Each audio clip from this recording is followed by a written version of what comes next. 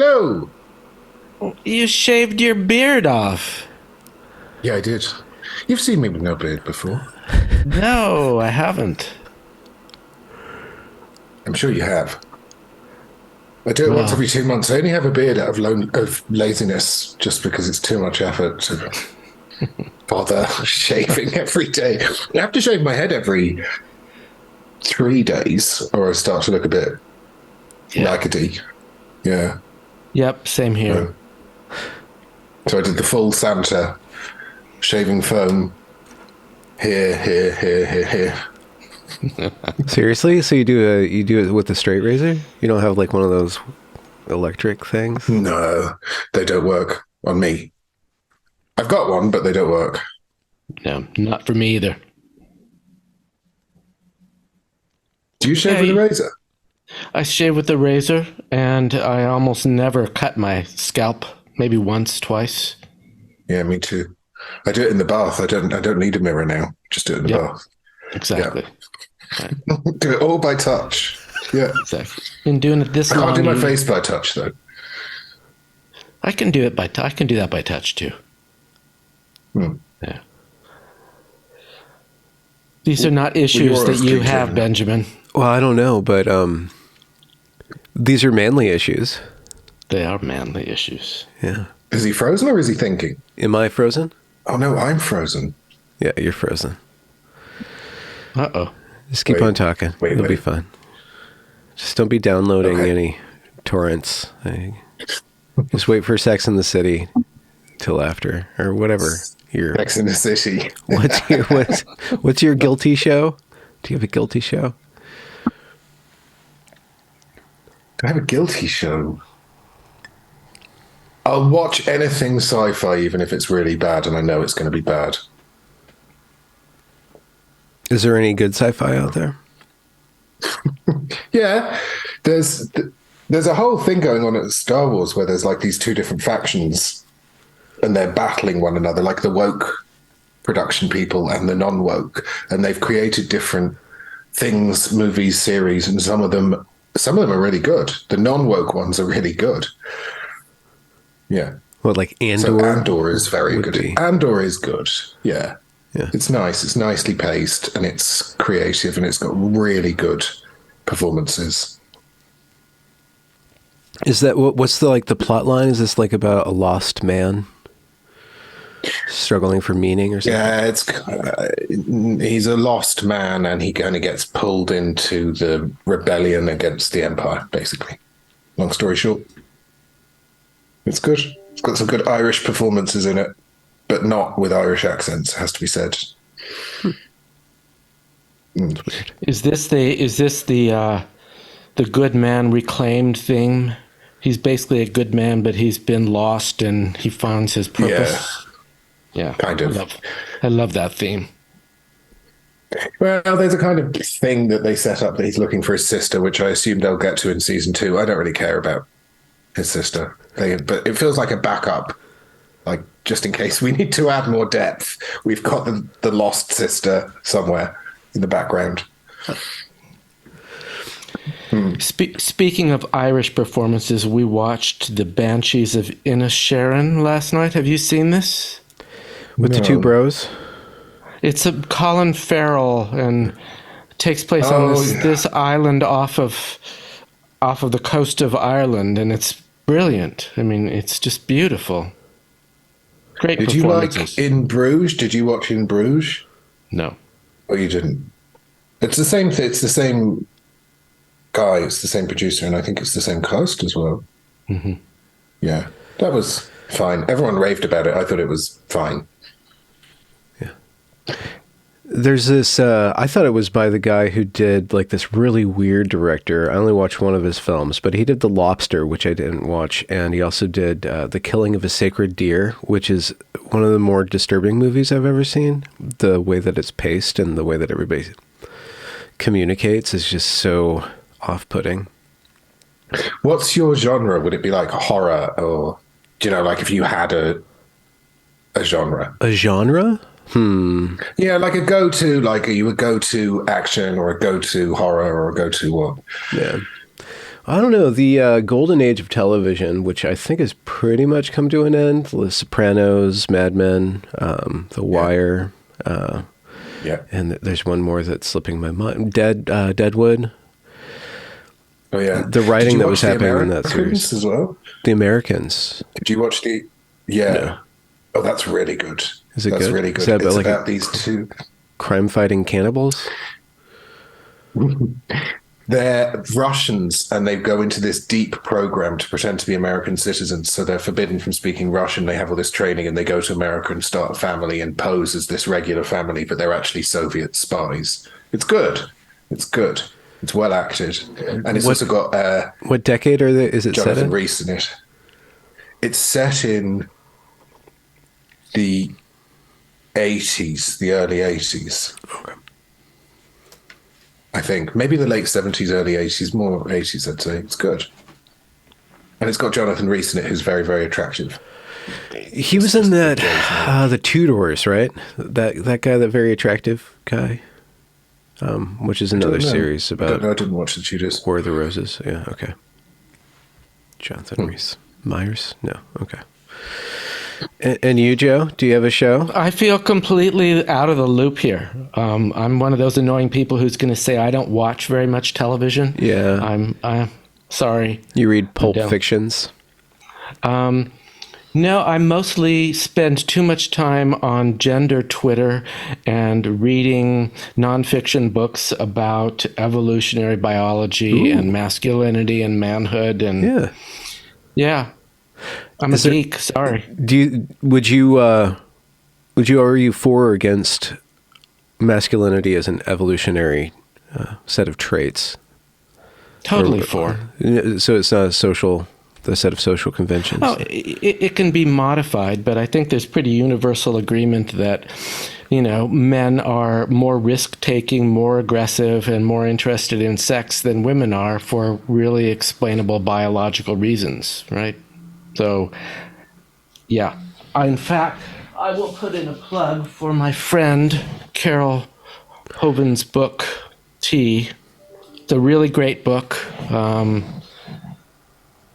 Accessible, well explained, not dogmatic, and she got canceled for it. So that must be good.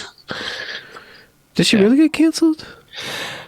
You should read. She has a long article about her experience at Harvard, in which everybody kind of turned against her for daring to argue that there are actually biological bases for gender traits. Mm.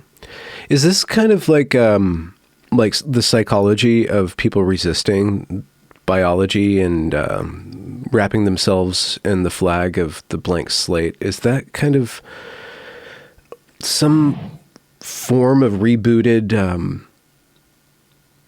like one level of the Christian reaction, certain Christian reaction to evolution was that a disgust of being descended from apes? Could it be like blank slateism is kind of like a shield against like being an animal?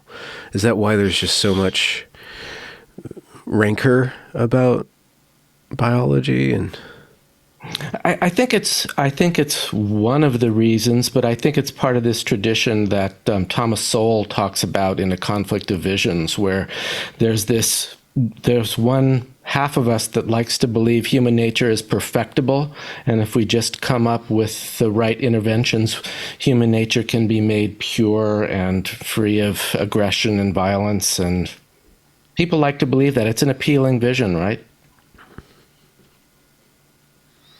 It's also interesting that there are sort of... We know if you have ASD traits that you are much more comfortable with very clean boundaries and clean lines and clean categories as well. So I think the people who are... There's blank slatism at either side. There are some people who consider themselves gender critical but lose it if you start saying anything isn't socialized, anything isn't... that there are innate traits that come from having estrogen, testosterone. There are people who don't like that. And then on the other side of this, if you like, in the TRA or whatever side, you've got blank slatism, and it's kind of the horseshoe theory, right? It's very important to people at the extremes that everything's nice and clean. So it's like, We have to have blank slate, whether that's the blank slate of everyone is socialized male and female, and that's the most important thing in the world, or the blank slate of male and female are things you can choose. And they're both the same thing. And if you're down here in the middle somewhere thinking, we have no idea why we behave the way we behave because we're socialized as male or because we have testosterone or female or estrogen. I don't think anyone's established that. As far as I know, Carol's kind of starting a whole movement of research, if people took up on it, to work out what's socialized and what's hormonal. But we don't really know. Well, her point might know.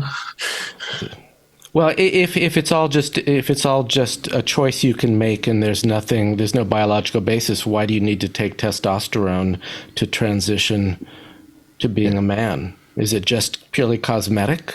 I mean, I don't know. That's been argued by Twitch streamers who have a very big impact on society for some reason.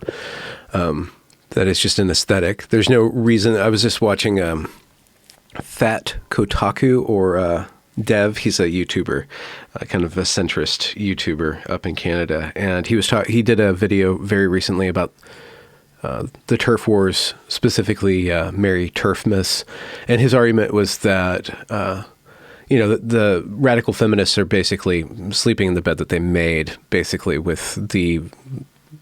He goes through the different tactics that the trans rights activists are using against the feminists, and then he shows that the feminists were actually using the same tactics 10, 20 years ago, and so it's just all a part of this denial of biology and this blank slateism just taken to an X degree. And one of the videos that he shows is a trans Twitch streamer saying that there's no reason not to have a dear gender. Gender is nothing but your internal sense of self and how you plug into the world. And so to have a dear gender is just as valid as to have a female gender or a male gender. And so that they really do believe that, but I don't know why. I do think that there is a little bit of ASD traits going on, and I've been thinking a lot about how ASD traits have probably a overrepresentation in how we perceive things through online spaces and through the discourse that's shaped online, because those behavioral traits are not regulated by social pressures. Like the really low level meme, bring back bullying, and not just bullying as then being mean to somebody, but like those social pressures that keep certain traits that are kind of antisocial or crazy making when they go out of line are kept in bay when it's smaller communities, when you have to live with people over time, where you can't just hop over and be completely disentangled from real life relationships through the internet.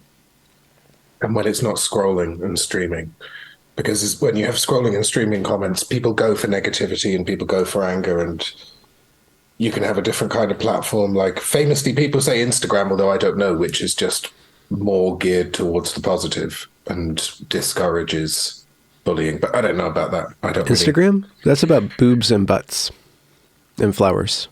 That's your experience of Instagram you're telling us about. That's what the algorithm wants to feed me. Kitties and titties, Yeah, it might be based on your prior choices, Benjamin. I don't know. No. It's my biology. It's not my choices. But this bring back bullying, are we saying that shame actually has some value? Is that what? Well, you are. Well, that's that. I have been known to argue that in the past. Yeah. But going back to that, you would have to make a distinction between shame and bullying, no? Or a regulated shame? I think so. I mean, the whole point of bullying is to drive people out of the group, to drive people so they don't belong. Or whereas I think establish a hierarchy within the group. Yeah. Right. But usually the kids who are bullied are kind of driven out. I think the kids who have been bullied feel like they don't have a place, like they don't belong. Whereas shame, at least historically, shame was applied in a strategic way to get people to reform and then to come back into conforming with social norms so people wouldn't deviate. I don't know. Strategic. Yeah. Like, what's a strategic shame maneuver? Well, if you look at historically, people were put in stocks in the public square for having violated some sort of social norm.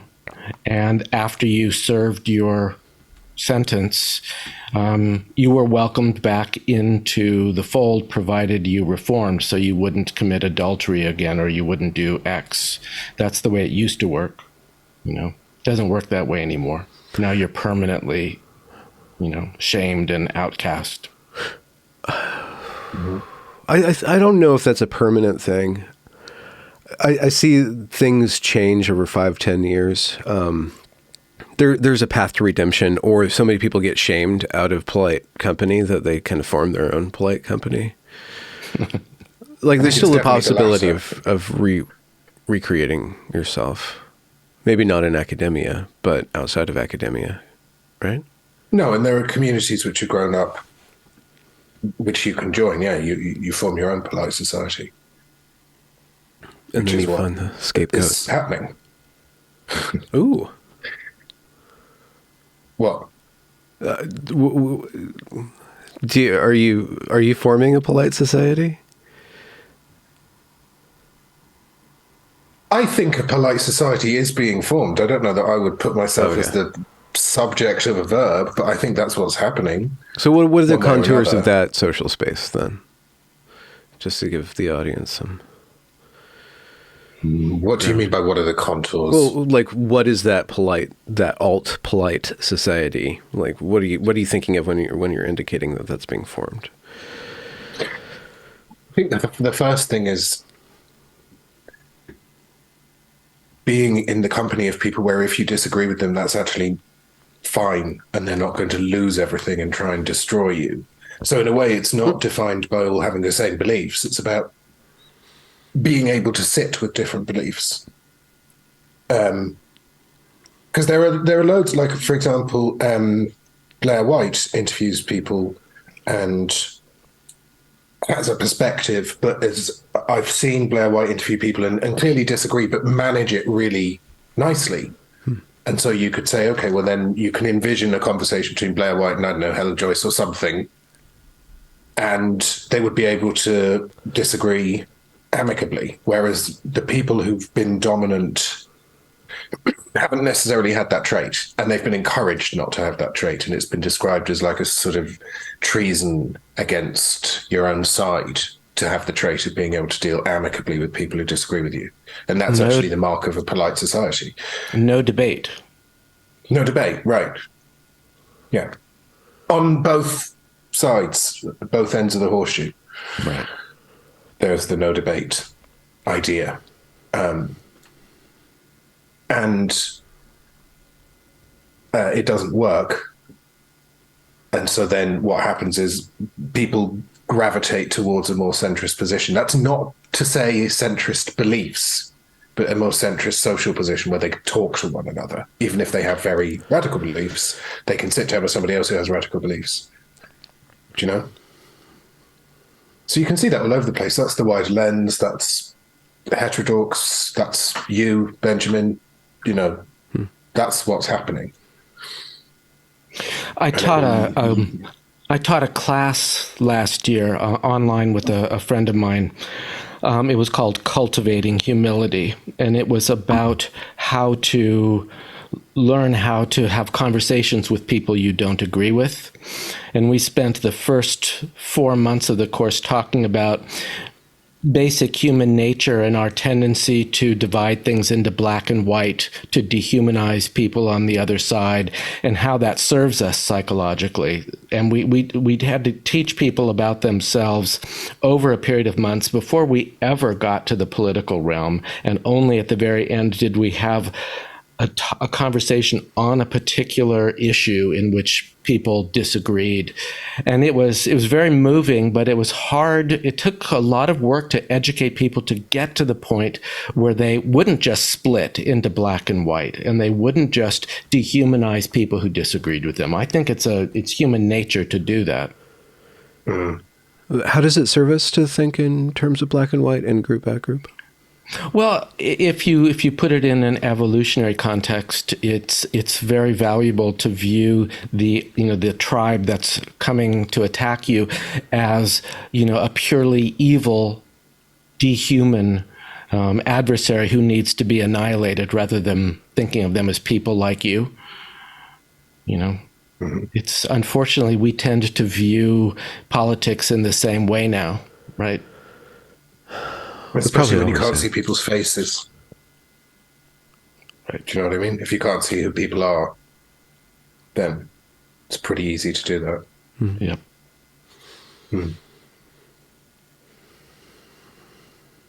Yeah. But I think that's sorting itself out. Slowly. Do you? Because the people... Yeah, I do. Because I think ultimately it's whether or not you're doing something and kind of creating change. And people will forgive you a lot and will be prepared to accept difference if they can see you're acting in the world. Whereas if you're just kind of at the sidelines, ultimately that kind of, you just end up at the sidelines, right? If you won't listen to people who disagree with you. Yeah, I just interviewed a woman a couple weeks ago. Brilliant, spirited, wonderful conversation. And then, I don't know. So once I interviewed her, then I started following her on Twitter, or somehow the algorithm starts showing me her tweets. It turns out like she was totally mad at me and wanted my head like 9 months ago when I got into a tussle with some other feminists, right? I got in trouble, and then she kind of like positioned herself as kind of made some memes, and kind of was snarky against me. I'm not going to follow Benjamin Boyce anymore. But then, 9 months later, Benjamin Boyce is still interviewing her Clade and still interested in what she has to say. And so now we're friends again. So being able to forgive and forget is adaptive, and the right to change your mind, and the right to make mistakes, and the right to say, I've got more information now, so I've developed my thinking and all the rest of it, which you're not going to get if you're in a group which is sort of where social value comes from doubling down and being even more staunchly whatever feature it is unites the group. And those things just kind of eat themselves. Were either you guys in a group like that? Not just social media wise, but like in your own life in high school, or you guys kind of independent-y all the, Yeah, pretty much. Yeah. Isn't that lonely? Yeah.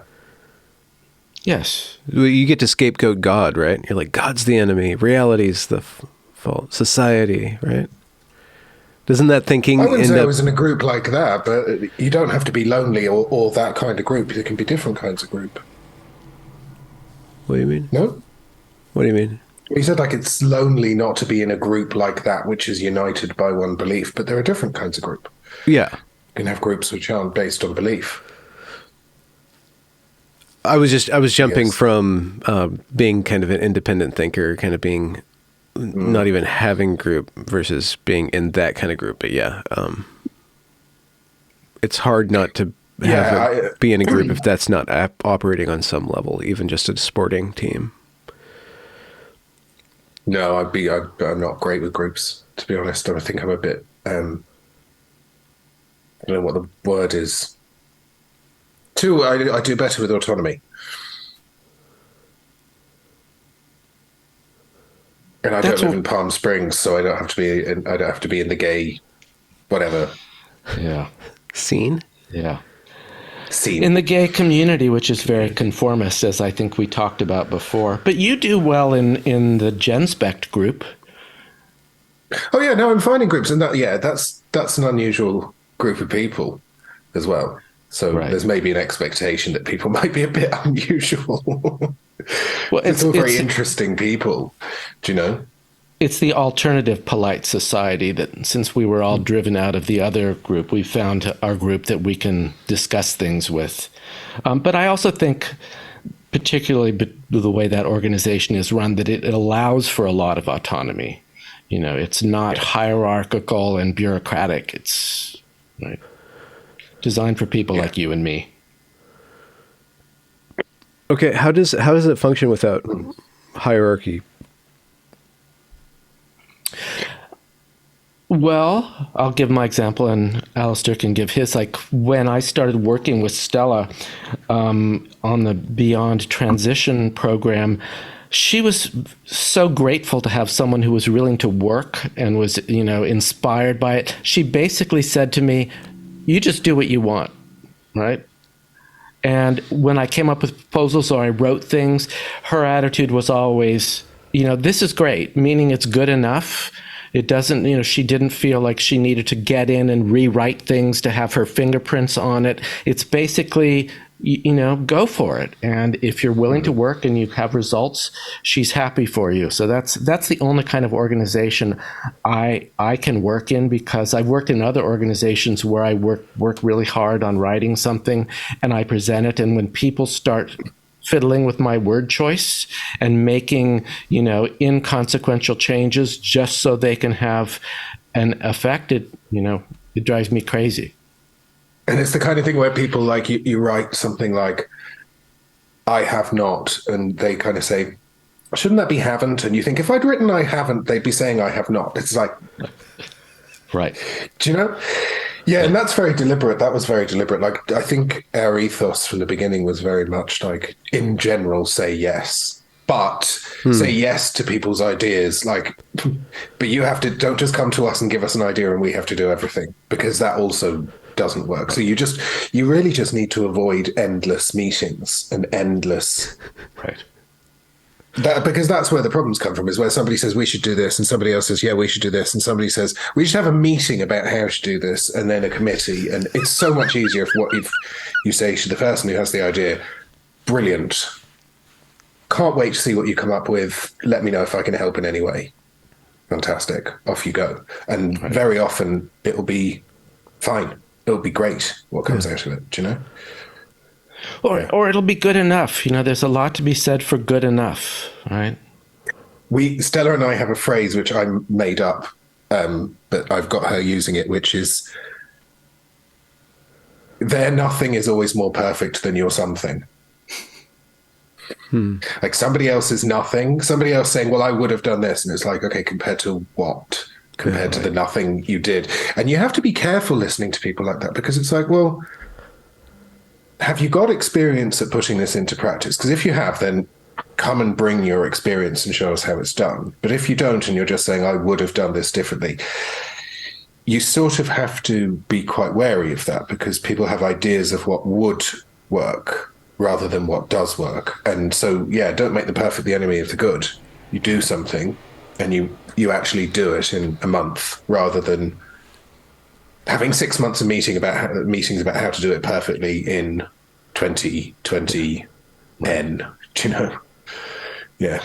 If I can just give a self-serving example, it was how quickly I got the Beyond WPATH declaration out, because I did everything. There wasn't anybody else doing it. I got feedback from other people, which is what slowed things down in terms of language. But I had a friend who runs a small software company, hired his programmers to do it, and we were up and running in about 3 weeks, as opposed to some other ventures that take years to come to light. Yeah. Such as WPATH's SOC 9. I don't know. We'll see how long they get that cobbled together. But could you just draft what Beyond WPATH is? That was an important piece of work. Well, it was when the Standards of Care 8 landed, I just realized, they've handed us this great opportunity. I mean, what sort of organization leaves out the chapter on ethics and includes the chapter on Unix? I mean, so I just, looked at what everybody was saying and put together, a list of like 8 reasons why WPATH has discredited itself as a professional body, and we should no longer be we shouldn't have ever been looking to it, since it's an advocacy group, but we should no longer look to it as for guidance on transgender health. So I wrote it in a way that I didn't advocate for any one particular alternative, because some people want psychotherapy and other people don't. So I just said, these are the things we can agree on that are really heinous, and we all sign. And so I put it up there and we started getting it out, and we got, I don't know, like 1,850 signatures now. And what does a document like that do? Like once it's out in the world, what's its intended purpose or likelihood of manifesting something? Well, I think my point was gathering enough signatures to prove that there's a lot of professionals out there who disagree with this body that purports to speak for transgender health. I thought of it as kind of like I modeled it on the Great Barrington Declaration. Those people were my heroes who very early on argued against the COVID, orthodoxy and put forward the traditional views about epidemiology and how you handle, a novel pathogen. And they just re-articulated what everybody had always believed. And they were three prominent epidemiologists, virologists, and they put it up there. And they just got, tens of thousands of signatures from scientists and other people who supported the point of view that no, the way we were going about it with lockdowns and, zero COVID, all of that craziness just didn't make any sense, which they've been proven correct. Yeah. And there's something in it about, I think at the beginning of this, it was... for a lot of people who've been in this, I don't know, like Fourth Wave Now and Stephanie Davis Ryan, whatever, that they can truly say that they were David versus Goliath and they were tiny. And it's tempting to stay in that frame. Right. But I think now there are so many people who disagree with this model that it's worth having something that looks big and is professionally done rather than this kind of just a list of names on a document, doing everything in that way.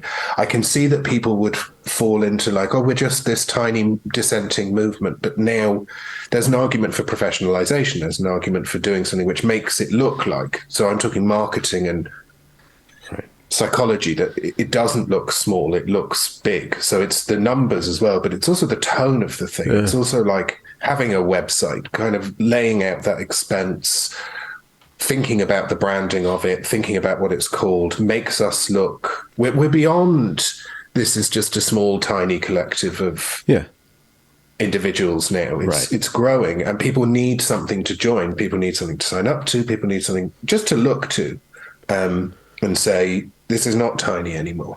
There isn't a consensus. There are different sides. Yeah. And so I think it's a good thing to have things like Beyond WPATH because they look... It's stronger than just some kind of, you could use like a change.org, for example. Just I'm talking about like marketing and the practicalities of it. You can collect signatures via change.org. That's great. But it's nice to kind of give something a little bit more finished so that it shows we're growing and it shows people are invested in this. Right. And I'm kind of, I think that's a thing that's not emphasized enough. Do you know? Operates outside of the frame of your enemies, speaking politically, just as a metaphor. If one group wants to medicalize children and, Rachel Levine, who's some very powerful trans person in the Biden administration, will say that misinformation about gender needs to be stamped out of the internet, that children should be given purely affirmative care, and that I'm glad I didn't get that because I have children now, and I don't know how my life would have been without that. Somebody like that, and then all of the people that would fall under that are operating with the frame that we're the victims here. And society's attacking us, and look at these evil transphobes. Look at these evil people over here. And as you guys work, and as I've worked, as Stella too, just gets slandered. And one way to respond to that is say, oh no, I'm a victim. Oh no, like, okay, well, no, I'm not, you are, right? And the other way to work is what you're describing now, is to work completely outside of the frame. It's like, no, we are right.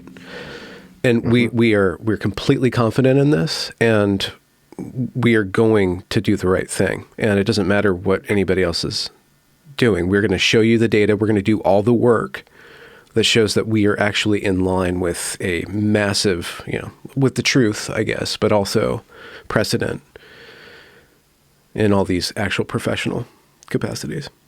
Right. Yeah. Somebody last year, a very prominent behind-the-scenes parent figure, described Genspect as the Amazon of gender. And I was delighted. Wait, like you guys have like tall women Amazon, running around with spears in the servers? Amazon as in the company. And I was delighted because I thought, great, that's what we need. We need to look big. We need to look big. We need to drop this idea that as soon as we're attacked, we go back into, I'm just a tiny wee person here by myself with my opinion, because we can't say that. I'm just a tiny wee person over here with my opinion. And also, I think 95% of the public agree with me. That doesn't make any sense, and it won't work. Right.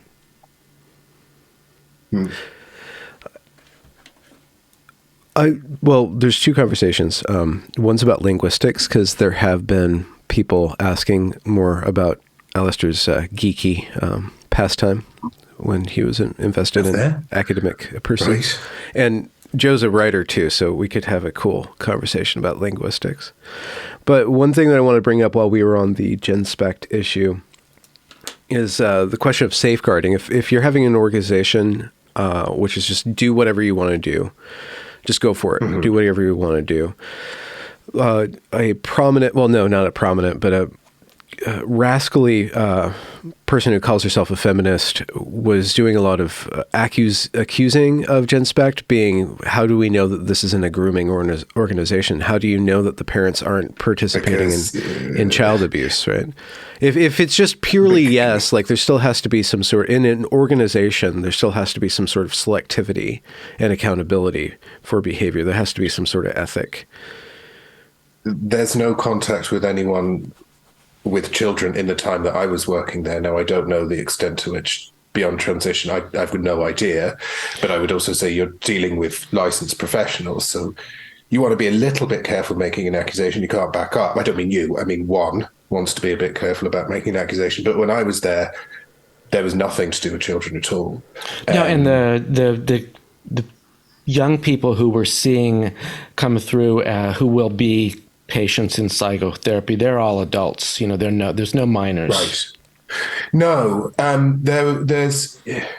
so it kind of resolves itself. Now, if you're going to say, well, they could still be child abusers, I could go to the local gas station and say, how do you know that you're not giving money to, when you give people change, you're not giving money to child abuse? What? This really doesn't make very much sense as an idea. I think it's very important if you are dealing with children, 100%. And then you get into a different thing, because I would basically, if I was in an organization where people were dealing with children, I would say everyone needs to be Garda vetted in this country, which I don't know what you would call it, DBS check or police check. There's a pretty simple system here. Right. Yeah, there's a very simple system here. You don't need very much as an organization to say, I would like to vet this person, and it's fairly quick. So I think any organization which is working with kids should just do that. And of course, beyond that, what can any of us do? I mean, really, what can anyone do if somebody passes through Garda clearance or police vetting or whatever you want to call it? And it's well, okay. So, but also, it's very difficult when you have your friends, because some of these mothers are my friends, very close friends, ringing you up crying, saying, I've got one side telling me I'm trying to kill my child because I need to affirm her as a girl, and I've got the other side saying I'm potentially a child abuser. And I've got the problem which remains with the child himself or herself. And it just feels like wolves coming at you from every direction. And this, and so when your friends come to you and say that kind of thing, you have to ask yourself what matters, I don't know. If I'm any kind of absolutist, I wouldn't mind being a good friend. I wouldn't mind being absolutely a good friend.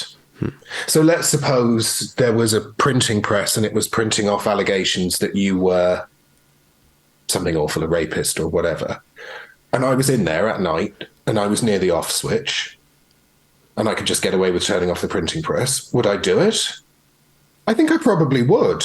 I'd rather be a good friend to you than die on the hill of some abstract notion about somebody else's right to slander you. Oh, okay. I think so. I think I'd rather be an absolutist in terms of being a decent person to your friends, particularly when they're in tears. Like, do you know? It's very, very difficult for these parents. I know I've said it before, but it bears repeating that they've got so many people coming at them from particularly parents of boys, from so many angles, saying that they're doing the wrong thing, the wrong thing, the wrong thing. Yeah. Well, when I wrote what I wrote, it was very deliberately around the idea of I'm just going to present it. I'm not judging them. I'm not coming at it from you should be doing this. Sorry, Joseph. Go on. But it's just indicative of this way in which it's a completely polarized argument where you're bad for different reasons depending on who's looking at you. Either you're a child abuser or or you're a groomer, whatever these choices are, and that it just shows how impossible it is to have reasoned conversations in this space. I mean, you can't. We're still not really able to talk about, well, what does the evidence actually show? What are the studies demonstrating? I mean, all you can do is take sides and try and win, try and beat the other side and make the other side look like they're horrible. It's awful. Right. But one side is kind of right. When it comes down to child transition, I mean, the stakes are so high that you can't just say both sides. The stakes are so high. No, yeah, I don't mean that. I don't mean that. It's like helping the parent to decide what is best for their child. Okay. Isn't helped by saying you're a child abuser if you do that. I don't see how that helps them. Or if you don't. Okay. And there's another point here, which is that there's kind of this insinuation that it's sort of like secret crypto pro transition actually really want to transition kids, and it's like I basically nearly single-handedly built Stats for Gender. Joseph single-handedly did Beyond W Path. We're playing a hell of a long game if our end goal here is to say, oh, actually we're in favor of trans and kids. Like, okay, no, yeah. I just don't think that that's an accusation which can be made. Okay, so the accusation itself is unproductive, but the reality is that children are either being abused or they're not being abused by being sterilized for the sake of gender. Right. Or not sterilized. Yes. But that may be true in some, objective sense, okay. But the parent is in there trying to make the best decision they can based on competing advice, right? Okay. From people they trust. They trust medical doctors, and medical doctors are saying to them, your child will kill herself if you don't affirm her identity. And they go along with it because they're following medical advice. Does that make them a child abuser? I don't see how that helps them. And we don't. One of the things which is really interesting about the parent community is there's hardly any single mothers. I might have said this before, and I suspect they're all just busy. Like if you're working 2 jobs and then your kid comes out with this, you don't have time to do hours of research necessarily. So we don't know where they are. And, you might have all sorts of circumstances where people are like a woman is in a bad, or a mother is in a bad way anyway, in all sorts of ways, and is told, like Joe says, you can either have a dead daughter or a trans son. You have to have resources to fight that. You have to have time. And it would probably help you if you had people around you who support you in your family and friends and all the rest of it, So, I mean, often it's kind of joked that this is affluenza and that this only happens to rich families. But we don't really know that, because it could be that the poorer families or the more marginalized families just don't have the opportunity to seek help. Yeah. It's interesting, Joe, because you're saying shame doesn't operate here. But you're an advocate for shame under certain conditions, but within the parent or in the procedure giving mental health or resources to people, shame is not useful. It's useful on a political level, but not on the personal level. I think shame is useful when it's intended to uphold some sort of societal value. I don't see how it's helpful in with parents trying to make some incredibly difficult choices based on competing advice. Like what societal norm are they violating? Right. I mean, following medical advice, is that violating a social norm? I don't think so. And there's loads of parents in Genspect who would have been parents who got the letter, got the announcement from the kid, whatever it is, and started off with affirming for like maybe a week, and then went and read more, and then kind of shut up for a bit and didn't affirm but didn't do anything. And then I've met loads of parents who are like that for like a week or 2 weeks. They were like, okay, my child is trans, like we have to do this. But they also had the wherewithal to say, yeah, I'm not just going to go to one clinic and believe everything. I'm going to do lots of research around this, which requires time and resources. And there are loads of parents in Genspect who started off. I mean, I can think of people here in Ireland who started off in TENI, which TENI is a very, very affirming pro-transition organisation. And just kind of started conversations with other people in TENI saying, yeah, are we sure about this? Are we totally sure that we should all be doing this? And then would have found the GDSN, for example, through Stella, and they might have found the wider lens, and they might have found this, and they might have found that. And then they kind of realize there's another space to be in. So I don't think, you talk about shame, like, I don't think screaming at those people in the first week, you're disgusting, you child mutilator. Do you know what I mean? Which is what some people would do. That's what some people would do. And I don't think we should be doing that. I think we should be presenting our arguments in a very civil way, so that it's more approachable. And then people can find out that there's much more complexity to this, and that some of the stuff they've been told is nonsense.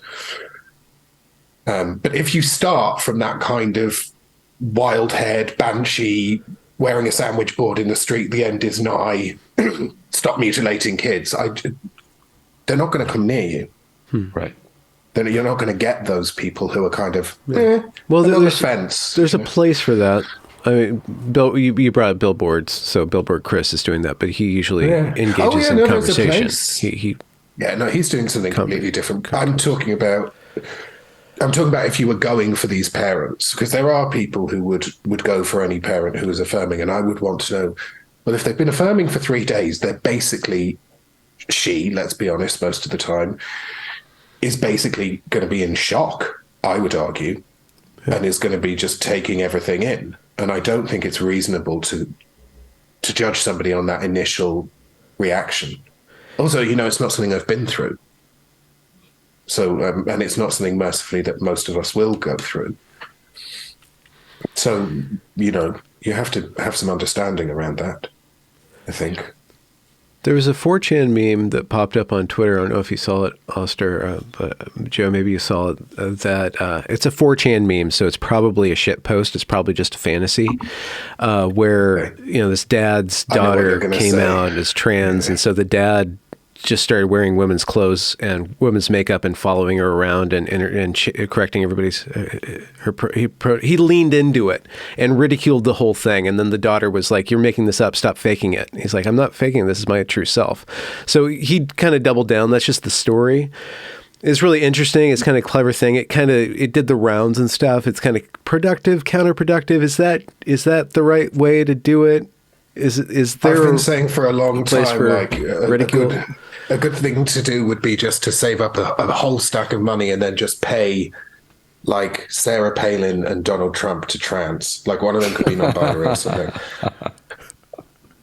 Honestly, it would kill it so fast. Or, like, I don't know, like in the UK. Do you know who Anne Widdecombe is, Joseph? Mm-mm. Oh, she's she's quite elderly, conservative, very, very socially conservative politician. And just, I don't know if that meme was real. It struck me as possibly a guy saying what he would do. Yeah. I don't know. But I think there's truth in that for some of them. Yeah, it's clearly pushback against parents. For some of them. Not all of them, though. I'm just hoping, because there's all these different avenues to tackle this, and one is ridicule, and one is shame. That's not on a parental or a that's more of a political act rather than a psychological act, right? Or therapeutic act. I think if you're in Nazi-occupied France, you need a cocktail waitress who can slip a sedative into a Luftwaffe pilot's drink. You need a chemistry teacher who can make bombs. You need an elderly baker who can tell you where the rail lines are. And it's probably not a good idea for those people to gather in the village square and start having a debate about how their tactics differ. It's probably good if they look at one another and maybe trust that there are different ways of going about this. There is protesting outside clinics, which will bring media, and it will make clear that there's a movement to the people inside the clinic so that they'll know that that's there, and that has a value. That doesn't necessarily mean that other forms of activism, which are much could be much subtler, could be giving more ground away linguistically to get a certain, let's say, media publication on side. So there's a whole debate that I've been in meetings where this has come up, where people have been saying, look, if we say trans kids, this particular newspaper, for example, might listen to us, and then there's a different point of view. And I think it's probably a good idea, probably in the main, to say, let everyone throw, you pick up a frying pan and you throw that, I'll throw my stone, do what you want in a different way and see what works. But don't then publicly go after people who differ from you, because, like I say, in Nazi-occupied France, you wouldn't want a bun fight between those different people with different skill sets in the resistance, right? Not least because the Nazis might be listening. Yeah, I mean, I agree with that, but the analogy makes me think about, we do tend to think about the other side as if they're the Nazis. Okay. And that's maybe not so helpful. Okay. I mean, yes. I think a lot of those people are well-intentioned and they really do believe what they say. And to treat them as if they're evil, I think doesn't get it. And I'll give you a great example. So there's a big debate going on right now about gender exploratory therapy and what it is. And there are a number of people on the other side, shall we say, who are saying it's just another name for conversion therapy. And they're kind of going after Geta and us, saying that we're conversion therapists. And brilliantly, I'm not going to mention any names, but sorry about that. Corinna Cohn has arranged for me to have a dialogue with one of the proponents of the other point of view. And we're having an incredibly civil exchange. And, I started off by just saying, we're not going to persuade one another to the other's point of view. But what I would like to get out of this is for you to come away thinking that it's possible for someone in good faith to disagree with you and not to be an evil person. So I resist the Nazis. Corinna and I just had that exact same debate like 2 nights ago when he was in a bad mood. And he was making my argument and I was making your argument, because he said, no, there are some people who had what they're doing, some of these surgeons that he thinks they're evil people. And I said, I think the line between good and evil runs through every human heart. Right. But in the case of some of these surgeons, it's kind of pushing up against the side of the heart. Do you know what I mean? Some of what they're doing, it does kind of feel it's evil behavior. And also, you could make the same point if you wanted to make friends and influence people about the Nazis. You could say, well, maybe the Nazis weren't all evil. They just thought they were doing the right thing. Yeah, that's a harder sell for me. Well, yeah. To what degree is it? Okay, so to go back to Alasdair's analogy about the resistance in France, that's still small people thinking. That's not like we own the territory. That's still like we're the little small, tiny resistance, this little rabble, kind of fighting his thing. So the mentality of that, like just abstract the Nazis and put Stalin, or just put like a prevailing counter ideology. That's still small thinking. That's still guerrilla. The problem is that financially, this is incredibly one-sided. There's some stuff which we're going to release, which has just been done through Freedom of Information requests. which is extraordinary. What the money that's going on the other side. I take all of your points, but I get it. But financially, so to me, it's partly about creating the impression of a large movement, but we can't commit. We're not getting tens of millions from the whatever foundation. Do you know what I mean? So we have to be clever. We have to be clever about our resources. Okay. So back to Joe then. If this movement does have tremendous power, is it not appropriate to loathe fear, or just to have like some sort of negative feeling towards that, or how do you conceptualize that? If the other side that is hell-bent on reforming sex and even the human body to the nth degree, I guess the question is that an ethical question for you? And if it is a bad thing, then how do you resist that properly?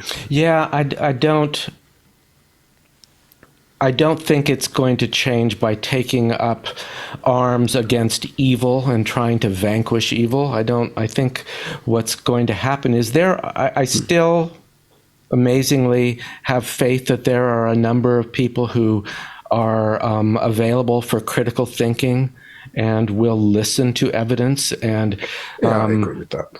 If we can just bring the questions into the public space, the way the New York Times is doing, the way Reuters has been doing lately, where it's just asking questions like, are puberty blockers really worth it? Yeah, they do this, but what's the cost? I'm hopeful that we can actually have those conversations in a public space, and slowly over time, what's true will prevail.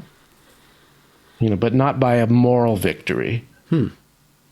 By a reasoned... No, and there's an argument that the Cass report did just that, and that the Cass report has been successful because it did just that. And you naturally... what's the term for it? It's like willingness to communicate. As soon as you put that in as a condition, you do lose the extremes. I think there are extremes. I think there are very extreme people behaving in terrible ways. But you're right. If you sort of imagine it as quadrants, there's a quadrant of pro-transition but amenable to listening to evidence. And those are the people we want to get. Whereas there's also a quadrant of people who we're never going to get. They believe in this very messianistically, and so it's about pulling people into what we believe is the center, which is not to transition kids. And I think also what Stella talks about, a public information campaign, it really has to be stressed that there are lots of people who are young, and they're not that young, who are doing this, and they're not well informed. So it's not just age, it's also they need to know what they're getting themselves into, which is not happening. And the Nazi rhetoric will automatically shut that line of communication down. Well, I'd like to think that with some of these surgeons that it will become clear that they're operating outside of the bounds of normal ethics. Yeah. And I fully understand why some parents are so absolutely furious with them, and some people are so furious with them. And honestly, they shouldn't be working in healthcare. If you've been doing this for 10 years and you were to have some kind of epiphany, I would say you should be leaving healthcare totally, and anything with any psychological component to it at all, because what they've done is pretty terrible.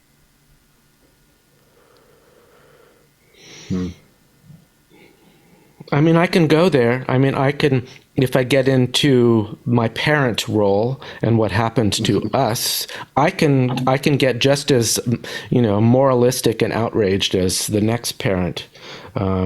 I just don't think that's going to win hearts and minds or really change the conversation. The street protesting wouldn't necessarily be for me, I have to say. I wouldn't be the kind of man who would be out there with a banner and so forth. But I certainly wouldn't try and dissuade somebody from doing that if that's what they felt they needed to do. because I think, you know,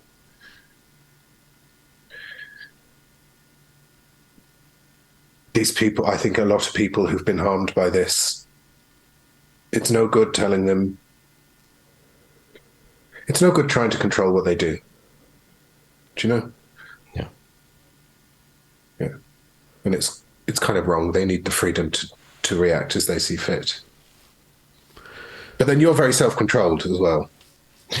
Yeah, goes with the professional territory. I have a good example of how I think change happens.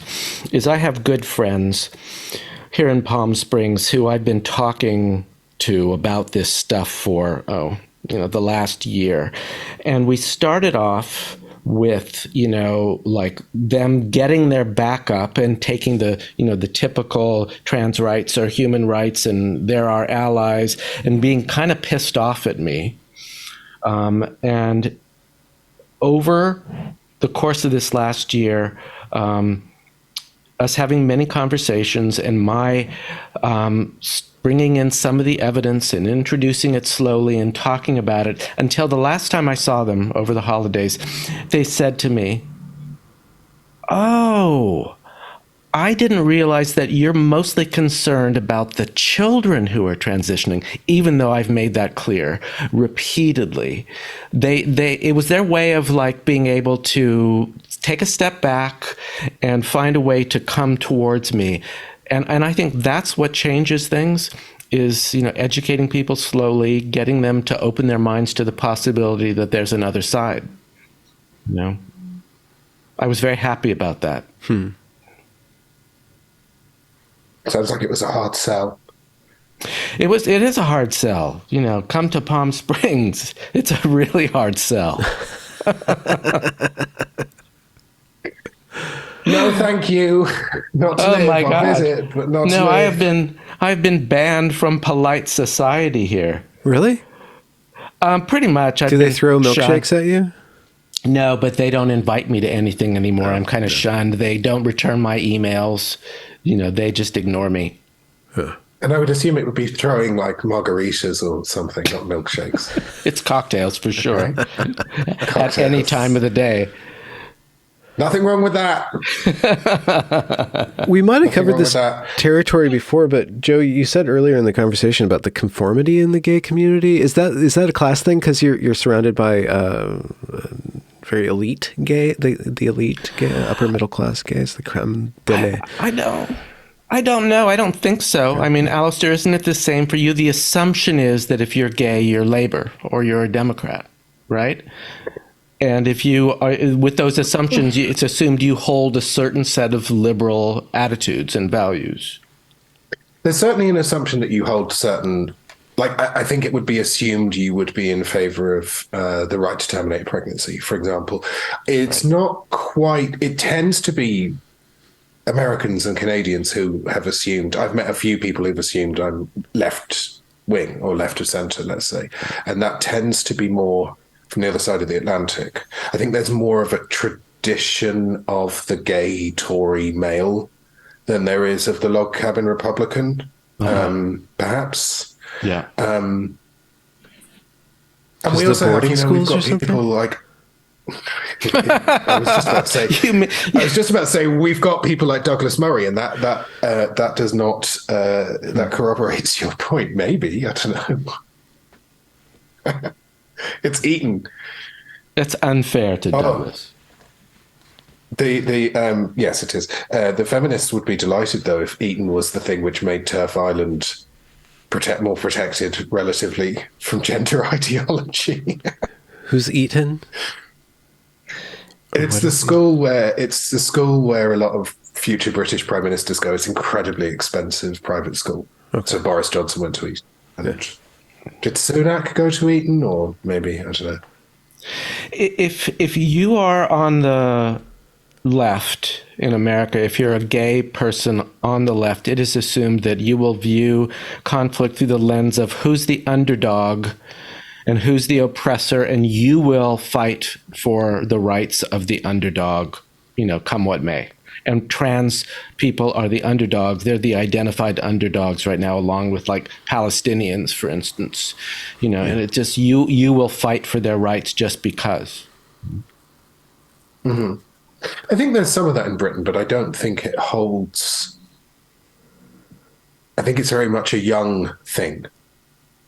I think that's the kind of thing you would get at university, but I wouldn't expect it now. I don't think anyone would do that. And I recall quite distinctly having Americans kind of coming into a conversation very clearly treating me as though my focus is changing the minds of people on the left. Right. As though that would be my natural focus, which is not. I'm much more interested in changing the minds of people in the centre.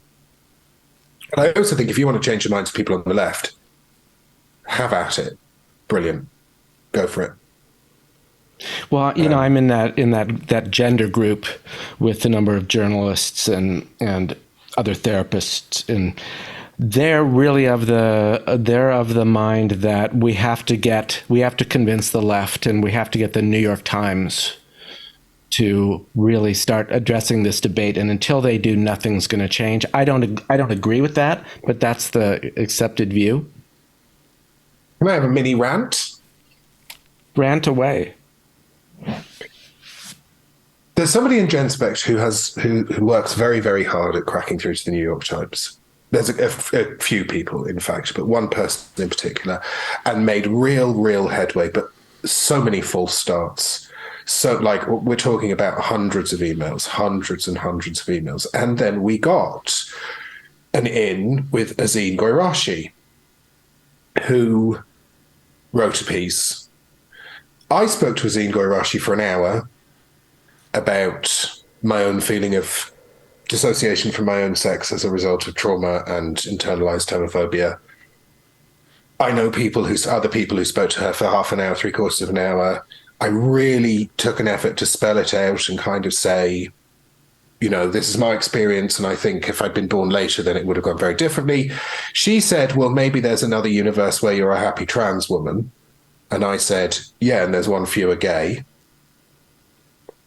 Well, that was fine. We moved past it, and loads of people had long conversations. I could list, nearly all of my fingers, long conversations with her. And we got 4 lines, or 6 lines, or whatever, I suppose, depending what screen resolution you use, saying that we believed that kids shouldn't be able to have hormones even though kids can buy guns, or 18-year-olds can buy guns. And Stella and I just looked at one another like, what is this? What is this? Well, we've never said anything about buying firearms. That's completely irrelevant to every country in the world except one. Right. And we're an international organization, and we put all of that effort. And God bless her, this woman who I can't name, but she's been working at this for 2 years, nearly, sending emails, trying to get people from that particular newspaper to listen. And we put so much effort in. There were so many meetings. There was so much. And she in particular put a huge amount of effort in. And what we got was, well, you probably think kids should buy guns. Now, what I want to say about Azine Goirashi is, why do you not give a crap about internalized homophobia? Because I spent an hour of my life talking to you about what that's like and how unpleasant that is. And so it comes back to, they know all of this stuff. It's like how Nicola Sturgeon, she knows exactly what she's doing to women in Scottish prisons. They know. And I get frustrated, as you might be able to tell, by people kind of saying, we just need to do something to tell them the facts. Just to push back a little bit on that, maybe all of those conversations that all of you had for the last 2 years were in part responsible for the article on puberty blockers in the New York Times. I mean, maybe it just takes a lot more time and effort than you would like there to be. Maybe, but to be honest with you, that's a bit kind of like, well, we've fought for 7 months and this trench is 1 meter further forward. Do you know what I mean? Because the thing is, I think that a lot of people don't understand is the New York Times has no purchase in Europe at all. I mean, you know that because you've lived in London. The idea of going out and buying a copy of the New York Times, and I think is absurd. You'd sooner go out and buy a copy of the Bhagavad Gita. Like, what is that? Nobody reads it Well, over but here. do you think it's any coincidence that the New York Times article appeared, and 1 week later there was the article in the Guardian? I mean, do you think that's just? I think it was like the Overton window was like shifting there. Yeah, but don't.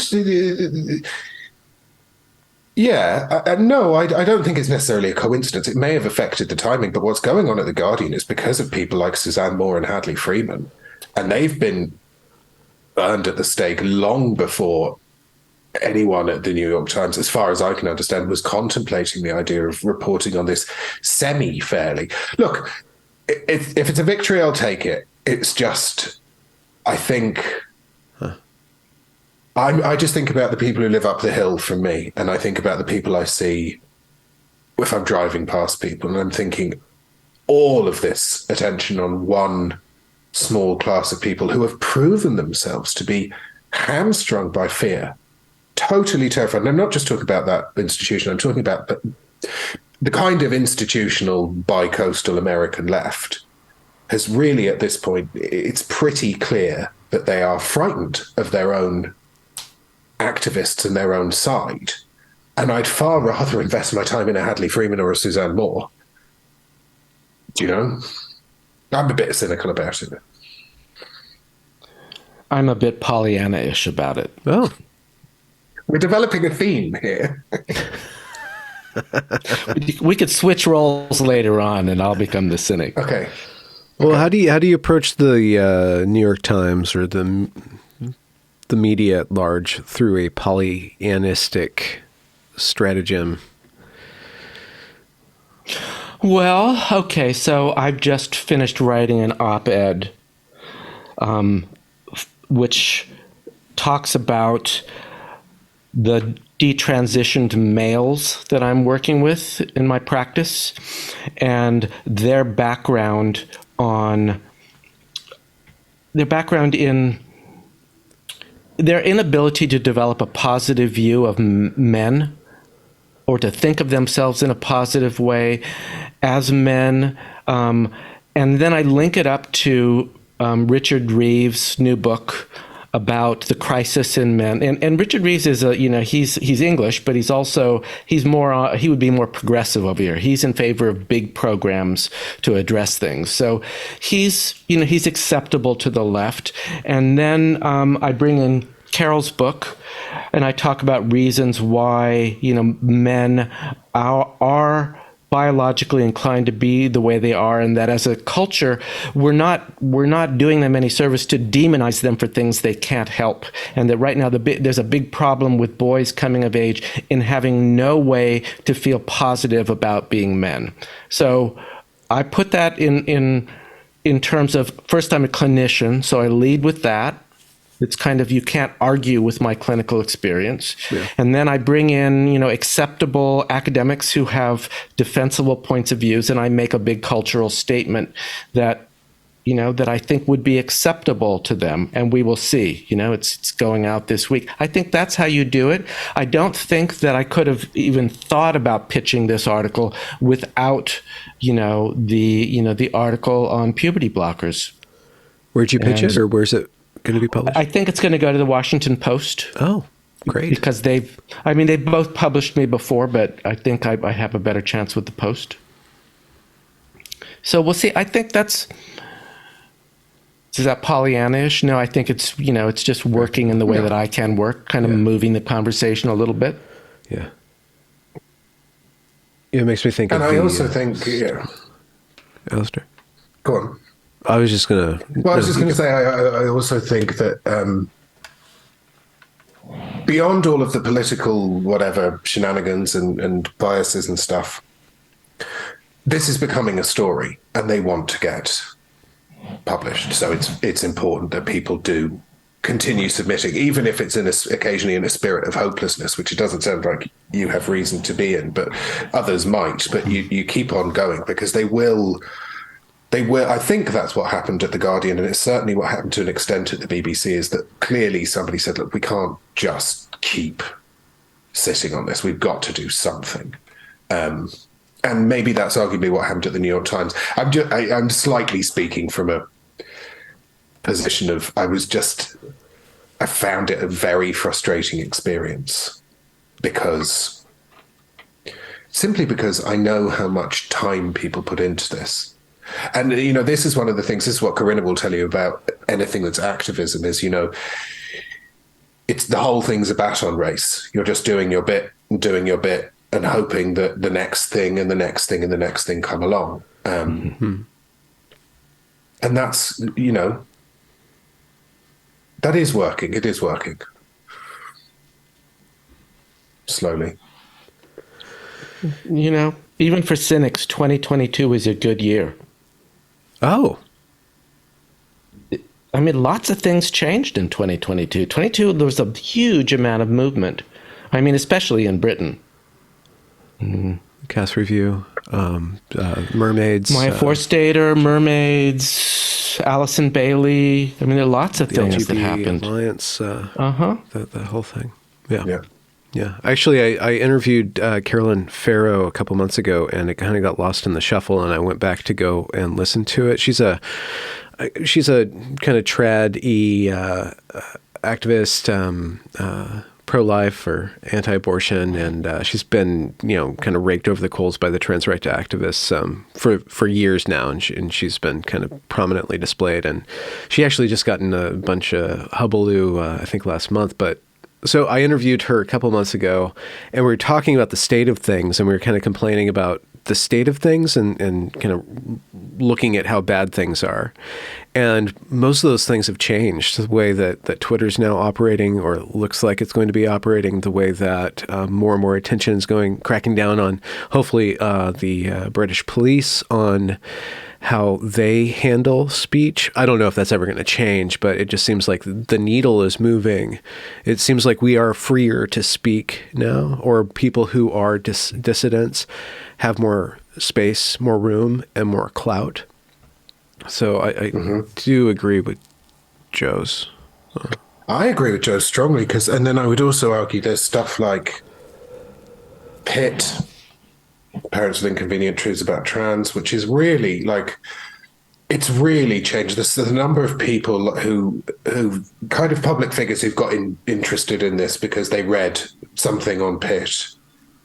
And then I also think the detransition, we've seen huge numbers of articles about detransition, which there just weren't in 2021. It just wasn't the same thing. And there was a whole, both sides of the Atlantic.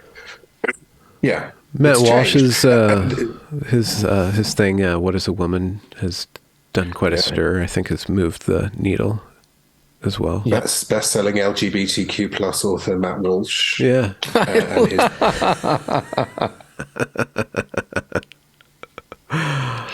See, I just don't think we should. I think we should. Okay, I agree with everything that Joseph says about approaching and getting the New York Times and so forth. What I don't agree with is people trying to position themselves by shaming Matt Walsh, by saying, I'm not. That's disgusting. This is what I'm talking about my bad Nazi analogy of different people doing different things. I think leave alone the people who are doing it in a different way, because I don't want to say no to talking to the New York Times or talking alongside Matt Walsh. I wish Matt Walsh knew more about this, because he keeps on making mistakes. Somebody stood up and asked him, why is it mainly young men who are transitioning? And he went on a whole speech about why it's mainly young men transitioning. It's not everyone who's basically acquainted with this. Yeah, he messed up on Joe Rogan too. He said he overestimated the amount by magnitude too. Magnitude. Yeah. But more the merrier. The more the merrier, I think. As long as we don't allow as long as we're wary of bad faith actors, basically. And I think most people are. Right. But, the other problem is there's too many people who, I think you said it, Alasdair, on one of your other talks with Benjamin about this. There's too many people who come in saying, but I'm a good liberal, and I question this. It's they really they've got their eye on all of their liberal friends rather than the big picture and what's really at stake, and they don't want to lose their friend group or everybody they associate with. And I don't, I think we need to have a big tent approach. Yeah. Yeah, because it's horrible for them. Because particularly like there's one parent I know who's working in a university and living in a super left-wing part of Canada, and she basically lost 2/3 of her social circle overnight. It's terribly traumatizing. Yeah. Yeah. I don't think we need to create a space around that. Yeah, well, I think But Stella's very good at that. as it moves on, more and more, like the alternative polite society is getting, it's amassing more demonstrably cool, demonstrably not wicked, or not scumbaggy people, and so that's going to keep on filling up. And it's not exactly like running from one cult to another. Like we see the pattern in detransitioners where they go from like Reddit trans community into like radfem community. Like they just kind of swap one thing for another. But it's there's a breathing room and a space for. Yeah.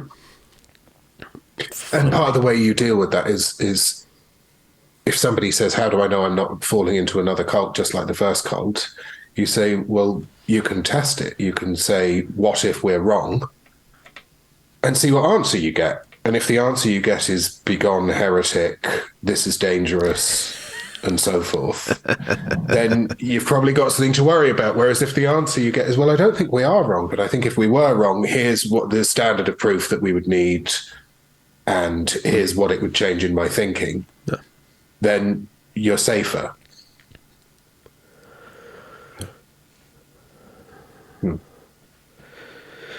I did want to bring up the Joe with your article on detrans men and the because I've done slowly amassing more and more stories of detrans males in my detransitioner story, and one that I just published a couple weeks ago, a commenter who I assume is kind of coming at it from the feminist lens. She said, I'm surprised that the motivation for this man's transition was less about sexuality and more about the fear of being a man. And I think that the perception of AGP in the conversation is kind of overrepresented or understood, maybe, the sexual motivation and how much complexity there actually is in a man's sexuality, and how it can be a manifestation of not just a fetish, but actually, a reaction to powerlessness, or like there could be a lot of different motivations going on inside of the sexual aspect of transition. Well, and the other thing that I think is completely missing in the conversation is sometimes there's kind of nothing sexual about it, especially with these boys who are on the spectrum, who were kind of weird and kind of bullied out and never felt like they belonged with the boys. Felt more at home with the girls, and they transition. And sometimes, some of these parents, I think you've said this, Alasdair, some of these parents say, I don't think my boys have ever even masturbated. It's not sexual. It's about feeling like you belong somewhere, like you don't feel like you're a failure as a boy, that people like you and accept you. That's, I think, little understood, and people need to get that part of it. AGP is very hard because people understandably get kind of creeped out about men who get off by dressing up in women's clothing. I mean, it's just, you can understand their visceral ick. When you think about, I was thinking about pantomime dames in line with this. I know pantomime is a very British thing, right? But every British kid about the age of 5 or 6 is taken to a pantomime, and there's a man dressed as a woman, very obviously a man, very garish, kind of obscene woman face, if you will. And what does that do? It gives you license as a kid to look at a man dressed as a woman and say, that's a man, and I'm allowed to laugh. because this character is usually a ridiculous character. It's usually the villain, or it's like a fairy godmother who's obviously got magical powers that aren't real. And it's funny. And you're allowed to laugh at it. And you're allowed to say, almost like there's something abnormal about a man wearing women's clothes. You learn that very early through pantomime. And it's okay. It's okay to say there's something funny about that. Right. And it's interesting that pantomime is now in the UK. You wouldn't necessarily say it's a working class thing, but there's a lot of snobbery about pantomime among middle class people who are like, "Oh no, we're not going to go to the pantomime. We're taking them to Swan Lake instead. We wouldn't go to a pantomime. That's for But would they take their kids to Drag Queen Story Hour? Well, this is just it. That's the difference. That what are you doing? You're doing the opposite. With Drag Queen Story Hour, you're saying you're not allowed to laugh. Right. You're not allowed to laugh. This is normal, rather than you're allowed to laugh because that's abnormal, which gives you wider social license, I would argue, to laugh if you saw it out and about. Do you know? Pantomime doesn't have a sexual element. Like, women aren't sexualized at all, are they?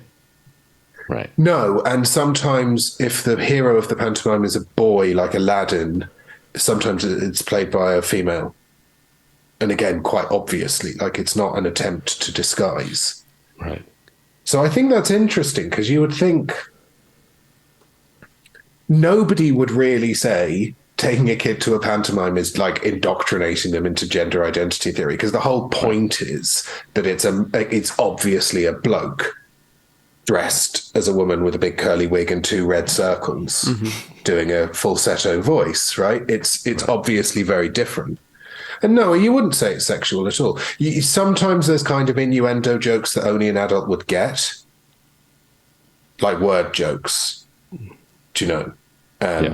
Because parents are having to go along and be bored out of their minds watching their kids watch a pantomime. So I suppose there's something in it for them.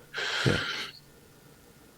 There's this. Have you ever been to one, Joseph? I have never been to one. Is it like a place where there's a bunch of mulled wine or cider, and you guys just walk around? And no, it's in a theater. It's in a theater. They do it as it's a play. It's a type of play. So and it tends to be before Christmas. So there's pantomime season, and I think they have a bit of pantomime in Australia and New Zealand, if I'm not mistaken. So usually there'll be celebrities, and they'll do Cinderella or Aladdin or Snow White. And so, for example, in Cinderella, the three ugly sisters would be men dressed as women.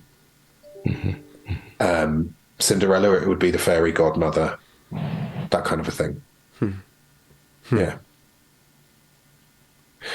And that's kind of, and it's maybe pertains to drag as well, that there's maybe something to be said about that, because in the US, drag is heavily informed by, it seems from an external point of view to be heavily informed by pageant culture and that whole girly pageant scene, which does exist in the UK, but it's incredibly limited. It's like 50 people in a motorway service station. They'll hire a room and do a pageant. It's not, we don't have those big events. So I think drag might be different as well. I don't know.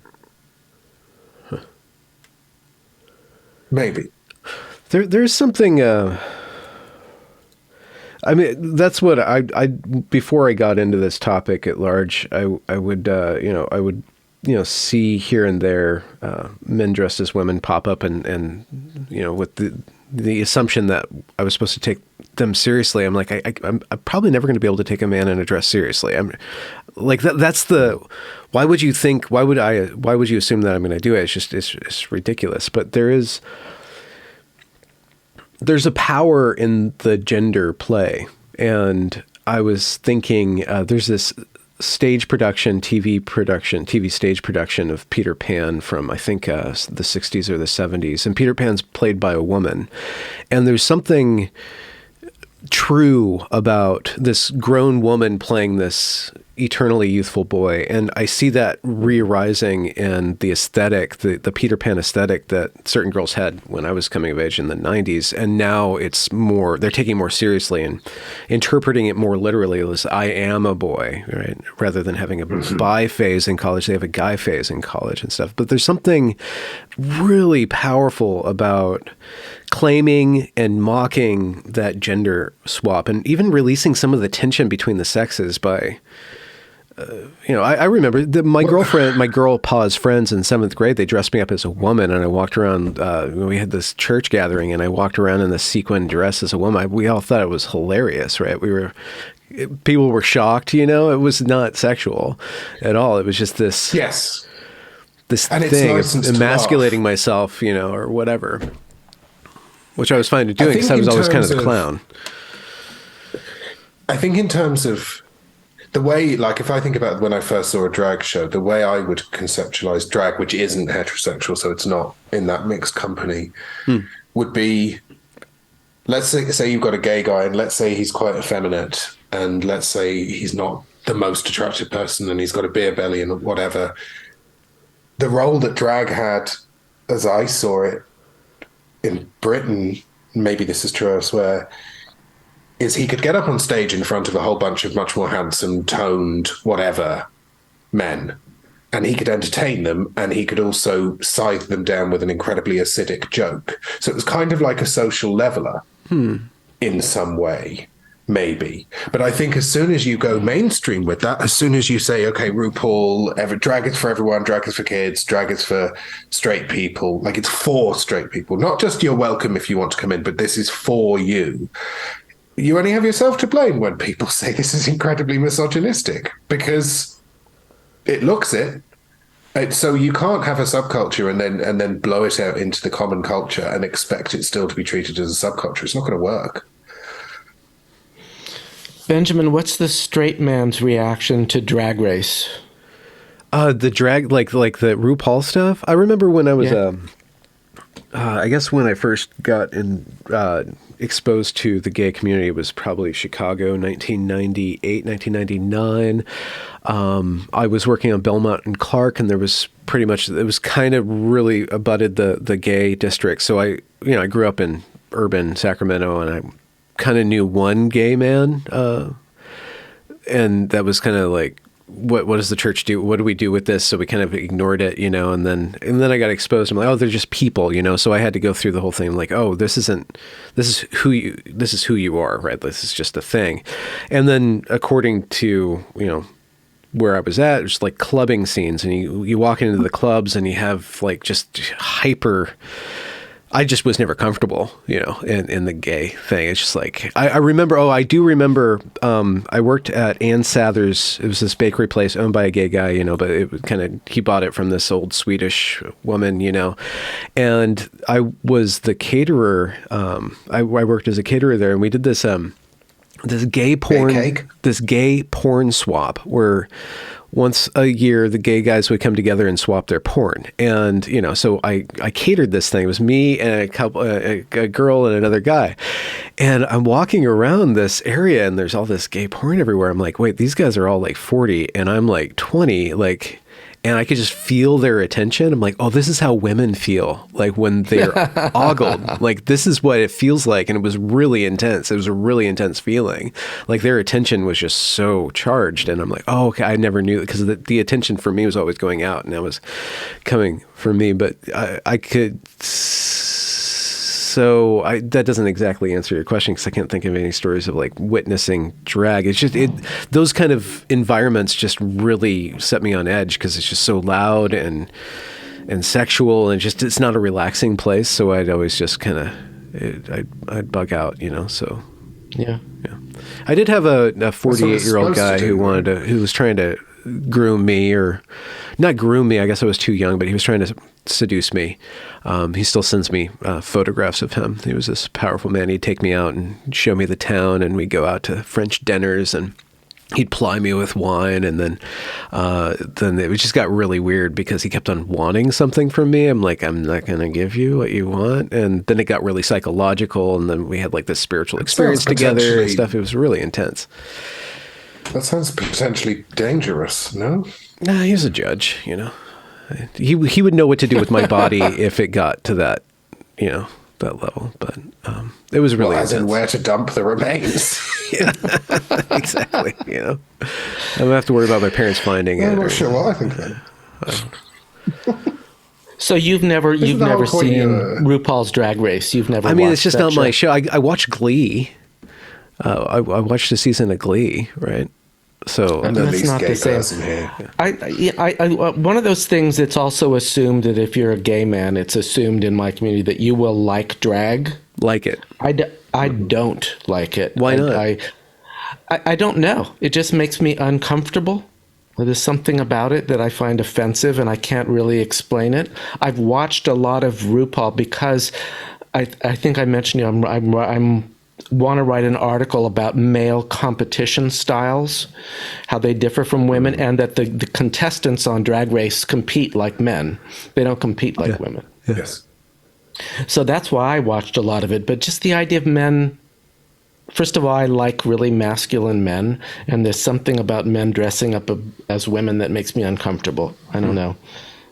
I need to spend more time on the couch to figure that one out. You know, there's this, I interviewed Kelly J. Keenan. She said something that it just really was so insightful. So a couple months ago, there was this photograph, or this story was circulating where this kind of chubby guy wins a beauty pageant, as a woman, and he wins he wins it, and all the girls are like clapping for him and celebrating him, and he wins it by platforming how much hate he gets. Like, he really leaned into how much of a victim he is. So he kind of like took a female typical tactic and then ramped it up in a masculine style. But Kelly was saying that one of the reasons potentially that the girls go along with the whole trans thing is because if you compliment a man as really pretty, as really beautiful, and you celebrate him, you're no longer competing with the other women. Like, like those girls were all celebrating that boy winning because now they don't have to worry about being second or not winning first or being not the most beautiful woman at the pageant. So it's kind of like the man is kind of sacrificing, or a sacrifice of the whole thing. But I bring that up because what's the difference, kind of the masculine versus the feminine competition style in a pageant? Like, well, women tend to compete more by forming alliances and to manipulating relationships in order to, in an inadvertent way, whereas the men are much more straight on, bring it to you in your face kind of competing. It was what Helena, you did an interview with Helena, and was it Helena and Sinead, or no? It was Helena and somebody, can't remember. And she talked about like these quote unquote trans man influencers shaming Casey Miller for having hair loss. And she pointed out like what an incredibly female tactic it is to say I'm more beautiful than you are and put your face side by side and then triangulate your social contacts into piling on as well. And it's like, it couldn't be more female. And of course there's the obvious counterpoint, it's like it couldn't be more male, these trans women like wrapping barbed wire around baseball bats. It's like, oh, that's ladylike. or thumping their penis against a piano in public. Yeah, equally ladylike. It's kind of absurd. And there's stuff, Helena's very interesting on this. Like, she used to do these drawings and like this shipping stuff and seeing herself as a gay male. And it's so girly. It's like, you can imagine her lying on her front on the bed, kicking her ankles up and like doodling. It's like, but all in the frame of I'm a gay man. It's just so incredibly female, like female adolescent developmental stage. And one that, seems to be fine for many people. We get subverted. We brought up ridicule as a tactic that has a place in fighting it on a political level, but there's something about absurdity that it seems like is lacking in the conversation, like just a natural, just absurdity. I wasn't RuPaul Drag Race kind of, they embraced the absurdity and all of a sudden now they have to take it seriously because it's a thing now, but it seems like there was an absurdity running through drag. There's an absurdity running through just the celebration of, expressions that are out of just that don't really fit. And when I watch those little clips that surface on Twitter of these drag shows, it's usually a lot of women up front just going hysterical, like kind of like almost at a Beatles concert, but everybody's overweight. Mm-hmm. The performer's overweight and all the women are overweight. But it seems like there's they are expressing something that's it's not age appropriate. It's not for children, but there's this wild abandon, or there's this release valve that's going through the absurdity that if we take it too seriously, we're missing the psychological function of what these things are doing or serving. Are you that's talking so much about easier when it's funny? I mean, are you talking about camp? The difference between camp versus, which is the way drag I think used to be more, which is RuPaul now is like it's dead serious. Okay. It's like how well can you really impersonate a woman so that people would have a hard time telling the difference? Wow. Are you talking about that? Well, yeah. When did that switch happen? And are you comfortable with camp, Joe? You're not comfortable with... I don't like it either. I don't know. It just doesn't... Men imitating women doesn't appeal to me. Although, in fairness, camp guys aren't necessarily imitating women consciously. Are they? Because there are some guys who are just... and have always been camp, and their mothers looked at them at the age of 3 and thought, you're not going to be Bruce Willis. And they grew up and they were quite feminine. And I don't necessarily think it's fair to say that's maybe imitating women in a kind of, I don't know, like developmental way, but I don't think it's not like looking at a woman. Yeah, it's not like looking at a woman and saying, I am specifically going to mimic you, and to hell with your reaction to that. So I don't know. I kind of think fine camp. I know what it is when I see it, but it's kind of like a theater kid thing. It's kind of, I remember that there's this Wittgenstein PBS or BBC kind of play, and it's super campy. Everybody's super gay for each other, but they don't talk about it. So they act it out without talking about it, and they're talking about philosophy and stuff, and they're all like in love with each other. So it's like this outward facing, like what did camp serve, and then when did it get lost by mainstreaming it? Or to me is a way to socialize effeminate male homosexuality, I think. What do you mean by socialize? To provide a place for, so that if you meet like an incredibly camp florist or theatre director or something, then it's not shameful in some way that person has a place and has a role within a community in that way. And you've already been exposed to them via... I don't know. Yeah. I think about camp as like taking those qualities and then exaggerating them on purpose. Yeah. Often for comedic effect, right? So you take the effeminate traits and then you just blow them up. But there are some guys who are just incredibly camp. Right. And they're not exaggerating anything. They are genuinely like that. It's like, did you ever see Alan Carr, the comedian? Yes. British comedian. Yeah. He's really funny. He's like, I'm so gay that when I stand, I look like a T-Rex, because he just does this the whole time. He's just naturally a really, really camp guy. And he's very, very funny. And I can't find any misogyny at all in what he's doing. It's a lot of his humor is clearly based on a sense of displacement from male society and self-ridiculing at, like, can you imagine me playing football? And then he'll do an impression of himself playing football and so forth. And I imagine most of his audience is female and gay men. I imagine. I say that's the shame management of these effeminate traits. It's like, rather than feeling ashamed and cast out of the male, you take hold of it and you use it and you control how people laugh at you, when they laugh at you, how you appear. That's a positive thing. I feel like we've had this conversation before. Did we talk about this, Benjamin?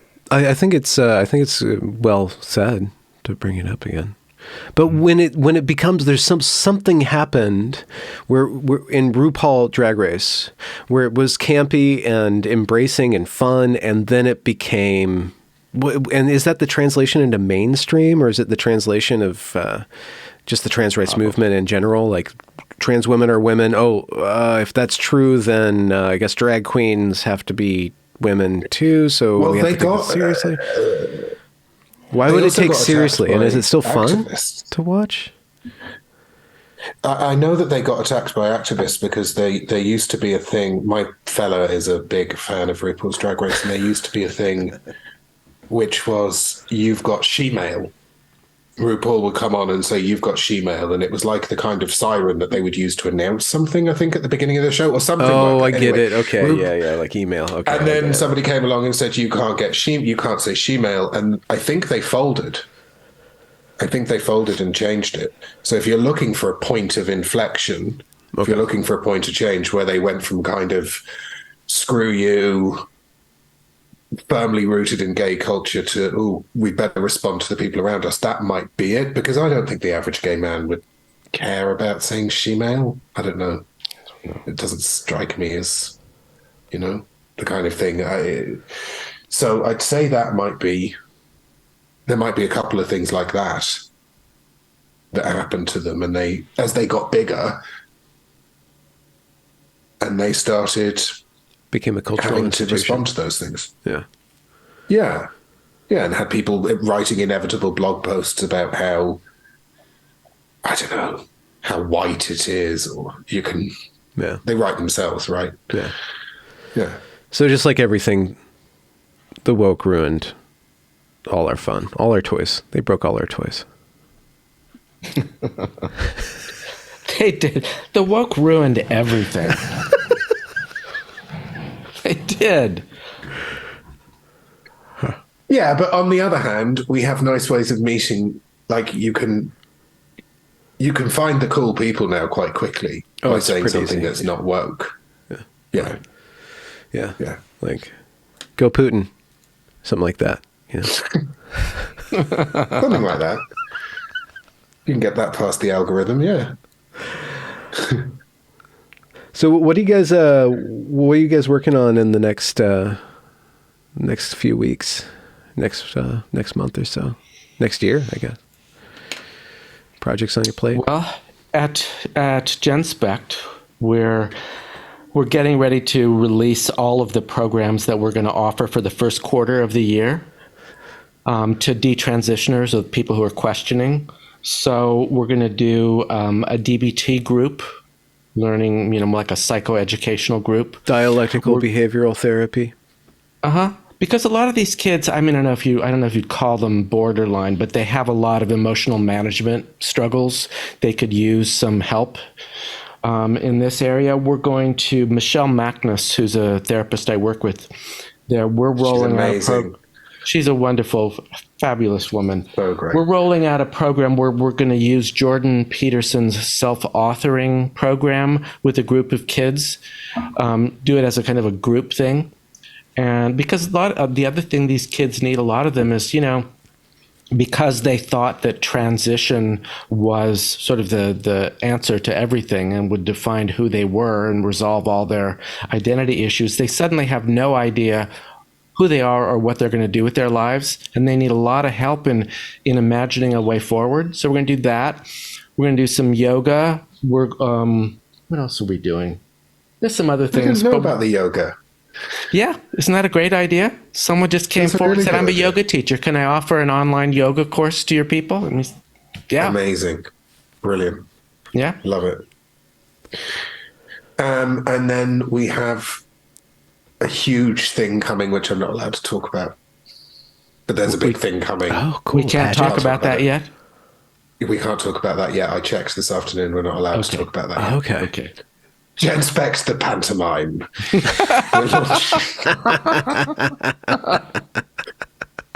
not Genspect the pantomime, but there's a big thing coming which I'm going to try and be involved in to the extent that I can commit to being involved in anything, which is basically zero.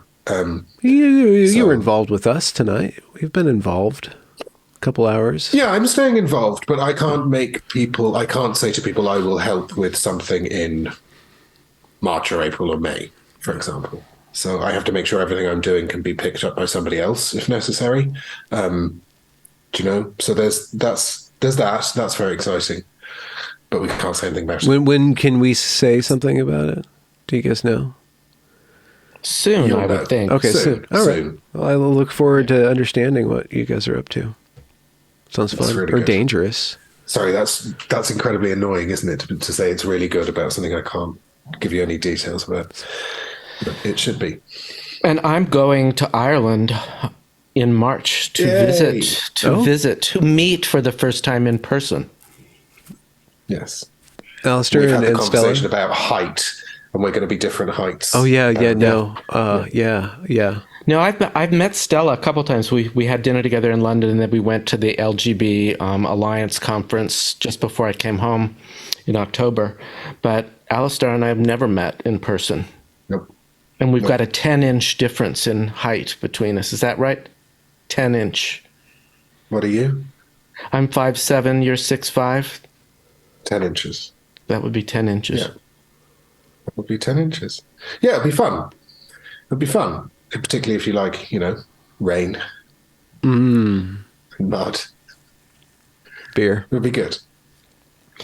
Rain and word games. Word games. What do you mean? And word games. Is there like a Irish Scrabble? Oh, I'm helping Joseph as my sort of protege, if you will, to improve it.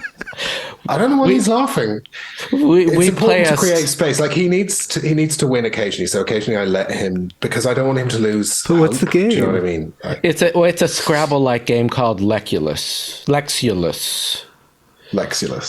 And he is indeed better than I am. I will grant him that. Well, no, we're quite evenly matched. But he sent me an incredibly smug message on WhatsApp because his first score was like something obscene, like 140. And then he sent me this message saying, like, I'd understand if you want to drop out before this game gets going. And we drew. We had a tie. It was a heroic recovery. I think you had 4 whole words in that game. 4. Yeah. Either you've got the vocabulary or you don't, Joseph. Do you know what I mean? I don't know what to tell you. I'll tell you who is vicious, is play Scrabble with Lisa Marciano. She's like, I am here to steal your cattle and burn down your village. That woman is serious about Scrabble. She's really good. Really good. I'll avoid that experience. Thank you very much. Nina Paley's also very good. Is she? All right. Yeah, she is. She is. But I wouldn't want to play with 3 people. I don't like Scrabble with 3 people. It kills it. 3 people is no fun. 1-on-1. 1-on-1. Well, it's good. This threesome was fine. It was fun. Was it fun? Was it good for you? Yeah. It was good for me. It was good. We talked about drag. I thought we might talk about drag. It keeps on coming up. I have one why. commenter. He's tired of me talking about Drag Queen Story Hour. It's like, it's not really happening. Why is this a big deal? I'm like, it's just part of what I do. It is really happening. We didn't talk about what's the difference between drag and blackface, which I find an interesting question. Why is one okay and the other one isn't? Unless you're the Canadian Prime Minister. Right. Has he dressed up as a woman yet? No, he just acts like a bitch.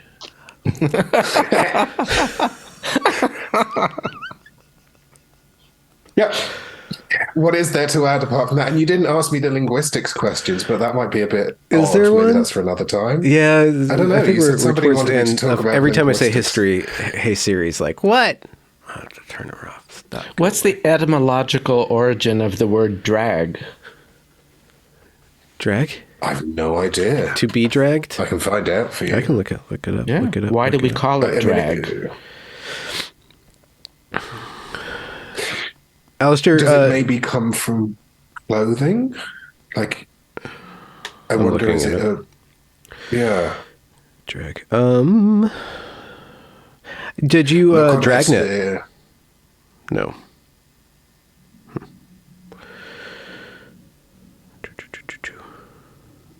Dragnet. Wait, I'm going to look it up on a reliable Okay, site. sense of women's clothing worn by a man is from 1870, perhaps originally theater slang, from the sensation of long skirts trailing on the floor. Another guess is Yiddish trogan, to wear, from German tragen, drag queen, male transvestite, or cross dressers from 1941. So it's nobody really knows, it looks like. At least it makes sense that it's dragging, that it's clothing, that it comes from dragging clothing. That makes sense to me. I know travesty and transvestite share a root too. So also drag, then therefore, if it comes, it shares a root with treason. Drag because they're both from the same. Drag and treason are both from the same etymological root. Really? Are they? And traitor. Yeah, because a treason was dragging treason was dragging down your own, pulling down, drawing down the stones of your own city, the bricks of your own city. Huh. That's Interesting. got lots of useless knowledge like that. Oh, great. Yeah. It's just banging around, waiting for a word game to maximize it. Yeah. Waiting to become useful at some point. Are you on the immunotherapy yet, Alasdair, if I may ask? No, that starts January. Okay.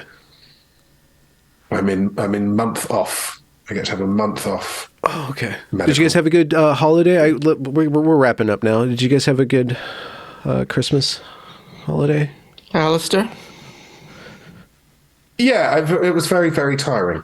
Oh, yeah. It was knackering. So I just basically slept all day yesterday. And now I feel a lot better. I did a lot of driving. I drove all over the place.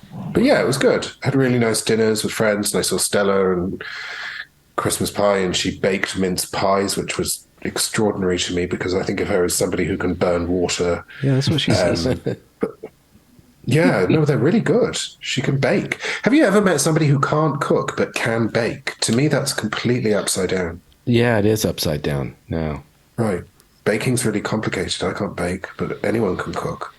Stella's a contradiction. No, She's just this mystery woman. She confounds expectations at every turn. Yeah. And yours, Joseph? We had my kids are always with their mother in North Carolina at Christmas. I never get them, so we had our best friends from North Carolina come here, and another couple we're close with here, and I made and I cooked dinner, which was, of course, spectacular. You're a cook? I'm a cook. A connoisseur? I'm a pretentious cook. I made rack of lamb and chocolate mousse for dessert, and it was good. Yep. That's what I had for dessert on Christmas Day. Did you? A rack of lamb and some chocolate and then butter. yesterday, not the rack of lamb, and then yesterday I saw that before Mark left, he went and bought a whole bunch of Christmas stuff that I completely forgot about, like Stollen and spiced German cookies and marzipan, and I didn't see it until yesterday, so now I've got all of that. Oh. Yeah. All that healthful food to All eat. the goodies. To chunk up on. And you, Benjamin, how was your Christmas? I went down and I visited my parents and my nephews and my nieces, and it was good. We just hung out and shared stories and played Legos and, played video games and, just met up with the parents and stuff. They're in this weird place. They landed in Visalia, which is south of Fresno, north of Bakersfield, and it just smells like cow farts, and it's just always smoggy. It's just like, they ended up there for work, and then everybody kind of followed the parents, so it's just so weird going down there, because then I get back up here and like it's wet and it's green and there's forests and it smells good. It smells good. It smells really good up here, or at least just smells clean, so you don't even notice it. The water here, we're on a well, and our water is just so wonderful, so it just comes straight from the soggy ground, so the climate is just so different.